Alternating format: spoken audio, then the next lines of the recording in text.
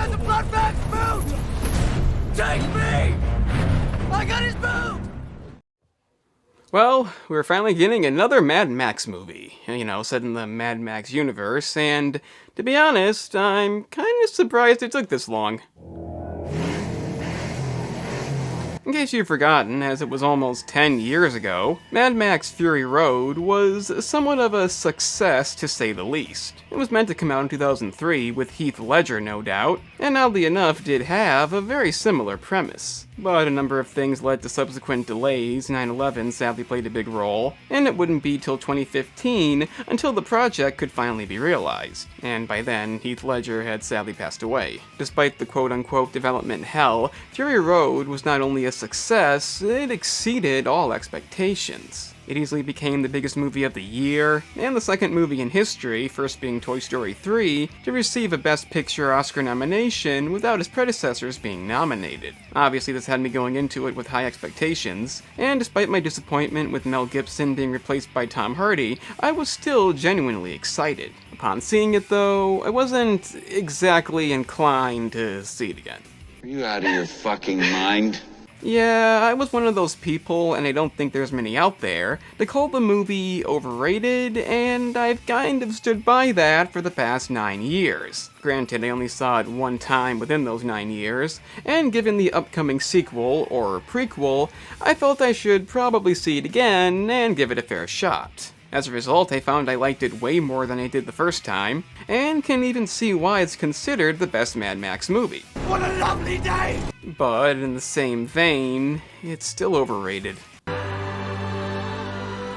Oddly enough, the issue with the movie can easily be summed up with a little piece of development history. For the most part, the film is loved for its epic set pieces, being the ongoing car chase, but when it came to writing, they kind of forgot two important things: the beginning and the end. Everything else was basically filmed first, they were essentially afterthoughts, and I hate to say this, but that couldn't show more. I get the point is to give the fans exactly what they want, and what they want is done real well, but the other movies still had a plot. Fury Road does have one, but you can't deny it's just a means to an end. In an odd way, you can kind of compare this to another movie that came out that year, being Jurassic World, and I say that not only because it's a return of an old franchise, but because the idea of the park finally being open to the people, getting to see what it would look like, and of course the rampage in which things go wrong, is the way I see it, what the fans wanted. It's the only Jurassic World movie to give the fans what they wanted, the last two simply refused, but unlike Mad Max, it did attempt to have a plot. And said plot wasn't that good, it had a lot of holes in it, it did not give a damn about logic, and after concluding with the big epic dinosaur fight scene, I didn't give a damn either. Obviously, I still consider it to be the best sequel, but if you're gonna compare the two, one having a plot that's basically irrelevant, the other forcing it to be relevant but failing as far as writing goes, I don't think it's a huge difference. To me, they're both problematic movies, but they also provide enough entertainment that in the end, I don't care that much. The question is Mad Max Fury Road as good as they say it is, or is it massively overrated, and will the prequel Furiosa fail to live up to it?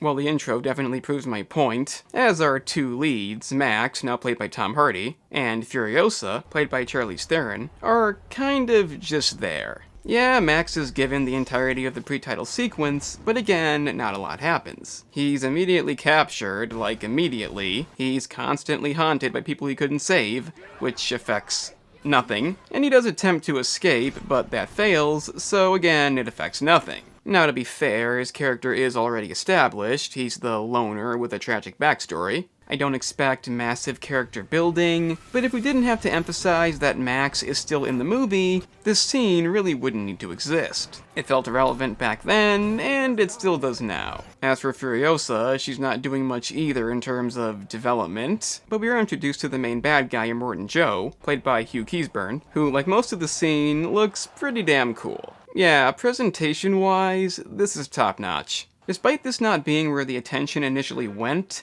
everything we see throughout this scene is creative and memorable. You can't say the scenery was an afterthought. It does a great job drawing you in. Given it's not the main focus, I have to commend that. As for the premise, I think a lot of this speaks for itself.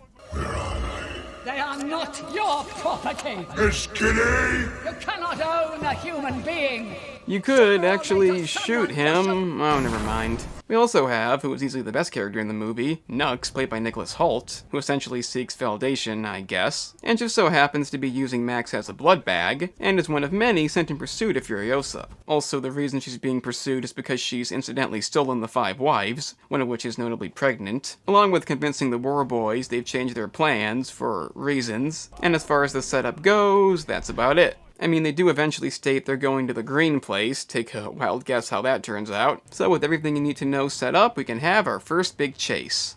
And it's real damn good. Never mind the flaming guitar that apparently weighed 132 pounds, and the new enemy faction with spiked vehicles and a fucking excavator because why the fuck not? It's just beyond well done. George Miller recently revealed 90% of the effects used were achieved practically, only using CGI for the stunt work, and as usual, it really does show. The pacing of the scene is perfect, it's full of creative ideas, and even having Max strapped to the front of the vehicle is somehow comedic. It's basically a perfect scene, nothing wrong with it, and given it's not the last we'll see of it in the movie, I can see why many people consider this the best. They also drive into a sandstorm that looks really fucking cool, resulting in the men realizing this was not scheduled, and in the chaos, Max manages to get free, but the problem is he's still chained to Nux, who has made the decision to die for the cause. Max doesn't agree, and no, this will not kill either of them. And don't worry, I don't need logic in a Mad Max movie, but it is a bit odd the sandstorm literally picked up moving vehicles, but the two of them are just fine, along with the guy that fell off earlier. Guess I shouldn't be complaining about it. I mean, look how fucking cool it looks. Unfortunately, despite being alive, he still can't get free, so he makes his way to the stalled truck, nicely explains that he did not want to be there, and asks if they could please cut the chain, setting him free. No, I'm just kidding. He actually points the broken gun at them, allowing them to believe he wants to take them back, and even though we already know what they both sound like, for whatever reason, they don't want to say anything. I really don't know what the point of this is. Obviously, Max is not there voluntarily. I get that it's supposed to be tense, but it feels kind of forced.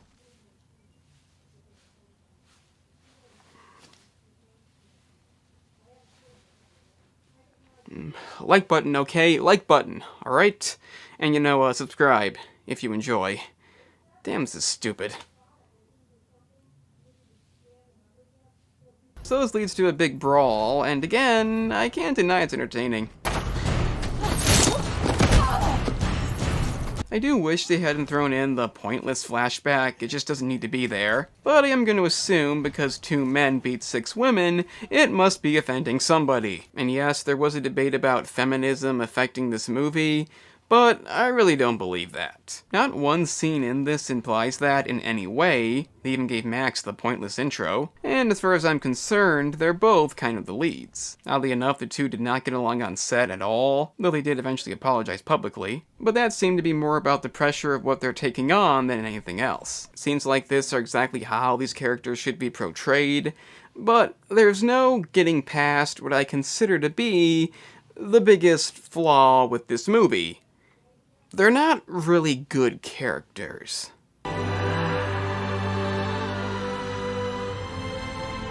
In the case of Max, that's okay because he's already established, but Furiosa really is just there. As far as chemistry or development, there's none of that either. He literally just steals the truck, finds he can't bypass the kill switches, and that's it. No grudge to be held here. The villains aren't that fascinating either. They look cool, obviously, but that's about it. And even Nux, the only character that I would call memorable, still doesn't do that much aside from being the love interest to one of the wives, which I did like. There's a somewhat pointless scene when he climbs back in the truck only to be thrown out, then get back in later. You really could have just cut that, it accomplished nothing. But the best thing about him is definitely his personality. That's right.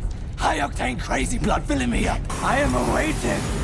I am awaited in Valhalla! I live, I die, I live again! Glory me, blood bag. We snagged her alive. It's gonna shred her.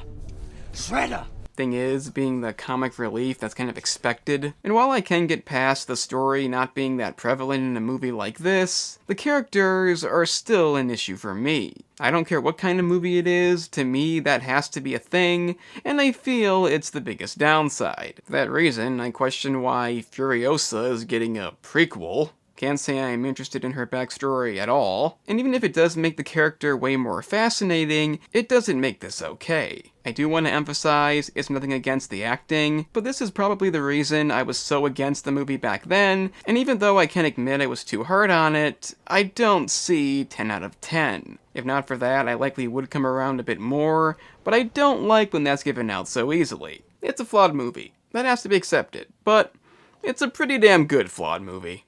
They head to the canyon, controlled by another enemy faction, the bikers! And they've arranged a deal to trade the fuel for safe passage. Given they couldn't even give these guys a proper name, I would have kind of liked it if something different happened here.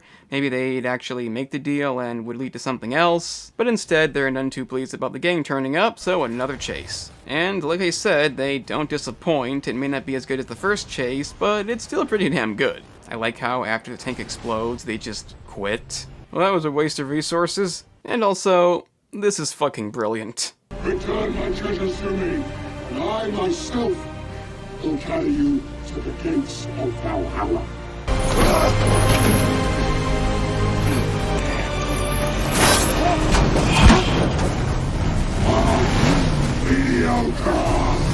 That is the most memorable scene in this movie. Dead fucking serious. In the end, the pregnant wife falls out because she was clearly the best for this job. We really don't need Last of Us Part 2 logic here. And this eventually leads to a scene that is kind of dark for this movie. Perfect in every way. Well, the pursuit is temporarily ended at least, allowing us to have a bit of downtime and form the aforementioned relationship. But this is short-lived as they're soon back on them, and after running into their minefield, the bullet farmer, played by Richard Carter, must go in alone, giving us one of the few memorable bad guy moments. I mean, it's fucking cool. They do manage to blind him, but similar to Sans in Once Upon a Time in Mexico, it's no big deal. And the combination of unique lighting and the fact that he just takes him out off screen makes for another memorable scene. You're bleeding. That's not his blood. Unfortunately, the next scene isn't, but it's considered iconic for some reason. They come across Furiosa's all-female clan, who she knew back when she was a child before being kidnapped, and it's essentially a big happy moment. The only problem is... the green place. But if you came from the west, the soil... We had to get out. We had no water, and... the water was filth. It was poisoned. It was sour. And then the crows came. No shit. Who would have guessed the place of joy and happiness, the place our group so valiantly fought to get to, was no longer a thing? I'm sorry, but this is laughable. I would have preferred the movie not even attempt something like this. The outcome is beyond obvious. It fails to be effective for that reason, and overall, it's just a boring scene. It's an odd thing to say this movie is ever boring, but when you don't have interesting characters and this is your big narrative moment, it's kind of what you get. After this, the group decides to just keep going, hoping to find something, while Max goes his own way, of course. But another pointless flashback seemingly transitions into him saying, you know what, that's a bad idea. Not to mention not being very fun to watch. So let's go back the way we came instead, and engage in the final big chase. And again, it's damn good. I don't know if I'd call it the best in the movie. For whatever reason, I really like the first one. But I think by now it's obvious the film does not disappoint when it comes to delivering epic vehicle combat. One nitpick would be a bit too much time spent on this.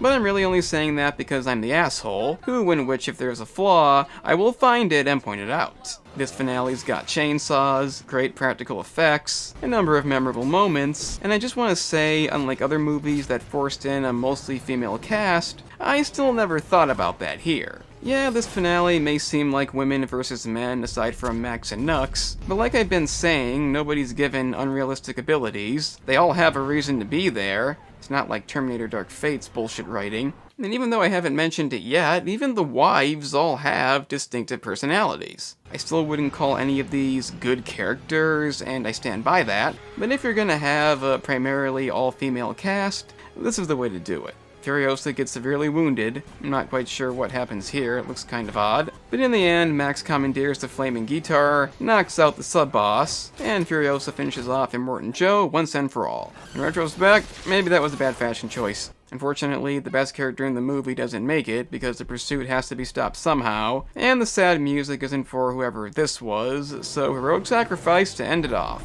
Kind of saw this coming, but it looks good.